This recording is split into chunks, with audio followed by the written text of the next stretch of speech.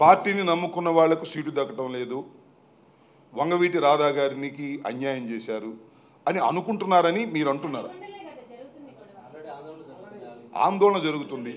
నేను మీ ద్వారా ఆందోళన పడేటువంటి వ్యక్తులకు, కార్యకర్తలకు సవినయంగా మనవి చేస్తున్నా, ఆందోళన చెందవలసినటువంటి అవసరం లేదు. వంగవీటి రాధా గారికి అన్యాయం చేయాలనేటువంటి ఆలోచన వైఎస్ఆర్ కాంగ్రెస్ పార్టీ నాయకుల్లో కానీ, అధిష్టాన వర్గంలో కానీ, కార్యకర్తల్లోనూ లేదు.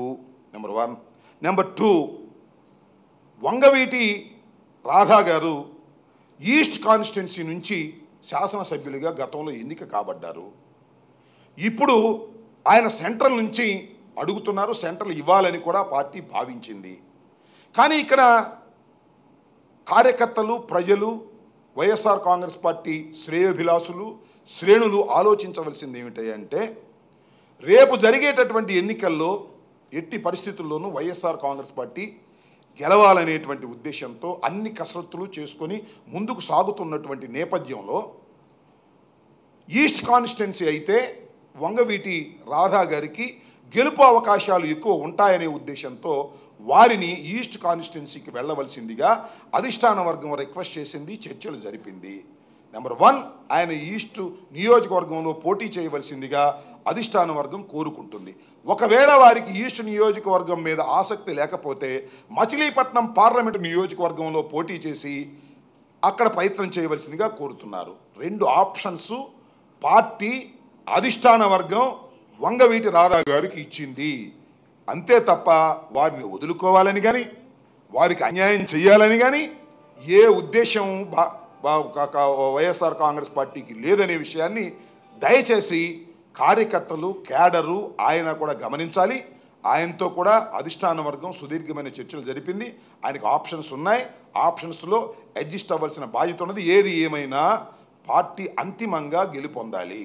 నేనున్నాను ఇక్కడ, నేను ఒక చోట పోటీ చేశాను, రాంబాబు గారు ఇక్కడ మీకు పోటీ చేయడం కన్నా పలానా చోట పోటీ చేయడం మంచిదన్నప్పుడు నేను సక్రమంగా దాన్ని విని ముందుకు వెళ్ళడం అనేది రాజకీయ పార్టీలో క్రమశిక్షణతో కూడుకున్నటువంటి అంశంగా నేను భావిస్తున్నాను. రాధా గారు కూడా దాన్ని ఆచరిస్తారని భావిస్తున్నాను. కార్యకర్తలు కూడా ఏ విధమైన ఆందోళన చెందవలసిన అవసరం లేదు. వంగవీటి రాధా గారికి, వంగవీటి కుటుంబానికి వైఎస్ఆర్ కాంగ్రెస్ పార్టీలో, రాజశేఖర రెడ్డి గారు ఆశీస్సులున్న పార్టీలో అన్యాయం జరిగే అవకాశం లేదు. వాళ్ళు ఏదన్నా అన్నేయండి, మీరు అనేది ఏంటంటే, ఒకసారి ఈస్ట్ నియోజకవర్గం నుంచి రాధా గారు గెలుపొందారు అంటే ఆయనకి లోకల్ స్టాండీ అక్కడ ఉన్నది, అక్కడైతే బాగుంటుందని పార్టీ అధిష్టాన వర్గం భావిస్తున్నది. దాన్ని వారు కన్సిడర్ చేయవలసినటువంటి బాధ్యత వారి మీద ఉన్నది. ఇది మా అభిప్రాయం. వారేమనుకుంటున్నారు, మనం కోరుకున్నవన్నీ ఒక రాజకీయ పార్టీలో జరగవు.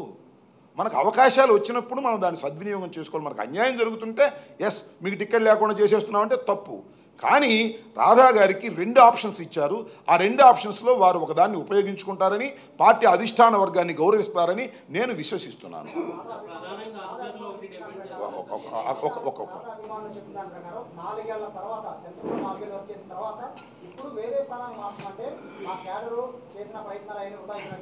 గురువు గారు, ఒక విషయం, రాధా గారి క్యాడరు, రాధా గారి అభిమానులు ఓకే వెల్, అయితే ఇక్కడ ఒక రాజకీయ పార్టీ ఉన్నది, అది వైఎస్ఆర్ కాంగ్రెస్ పార్టీ.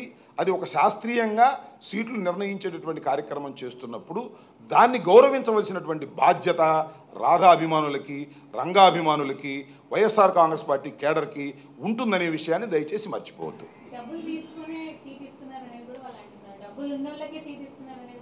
వాళ్ళు అంటున్నారు, వీళ్ళు అంటున్నారు కదా.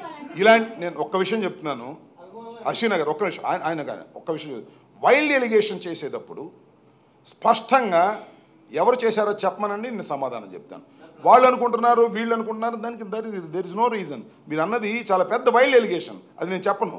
వైల్డ్ ఎలిగేషన్ చేస్తున్నప్పుడు రంగాభిమానులు, వైఎస్ఆర్ కాంగ్రెస్ పార్టీ క్యాడరు ఇలా కాదు.